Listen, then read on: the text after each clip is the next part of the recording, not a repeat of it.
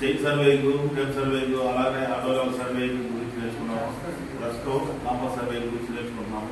So compass అంటే ఎందుకు తెలియాలి, దాన్ని ఎందుకు యూజ్ చేస్తారో తెలియాలి.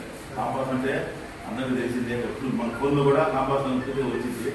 డైరెక్షన్ తెలుసుకోవడానికి ప్లస్ బేరింగ్స్ కనుక్కోవడానికి ఈ కాంపాస్ సర్వే అనేది ఉపయోగిస్తాం. ఈ కాంపాస్ ఇన్స్ట్రుమెంట్ అనేది ఉపయోగిస్తాం. చూడండి, ఇక్కడ నార్త్, సౌత్, ఈస్ట్, వెస్ట్, ఇవి డైరెక్షన్స్, దిక్కులు. ఈ దిక్కులను తెలుసుకోవడానికి ఇప్పుడు ఉదాహరణకి సముద్రంలోకి వెళ్తున్నాం అనుకోండి, మధ్యలోకి వెళ్ళి నాకు ఇటుపోవాలని అర్థం కాదు, కానీ ఒక కాంపాస్లో దిక్సూచితో డైరెక్షన్ చూసుకొని ప్రయాణం సాగిస్తుంటాడు.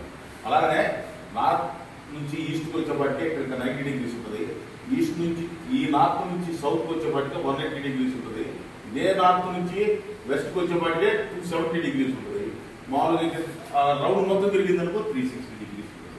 దీన్ని ఫస్ట్ క్వాడ్రంట్ అంటాము, దీన్ని సెకండ్ క్వాడ్రంట్ అంటాము, దీన్ని థర్డ్ క్వాడ్రంట్ అంటాము, దీన్ని ఫోర్త్ క్వాడ్రంట్ అంటాము. ఇలా క్వాడ్రంట్లుగా విభజించడానికి కారణం ఏంటంటే whole circle bearing, next క్వాడ్రంటల్ bearing అనే 2 డిఫరెన్స్లు ఉన్నాయి. ఆ బేరింగ్స్ కనుక్కోవడానికి క్వాడ్రంటల్ బేరింగ్ హోల్ సర్కిల్ బేరింగ్ లో మార్చుకోవడానికి, హోల్ సర్కిల్ బేరింగ్ క్వాడ్రంటల్ దానిలోకి మార్చుకోవడానికి కొన్ని సిస్టమ్స్ ఉన్నాయి.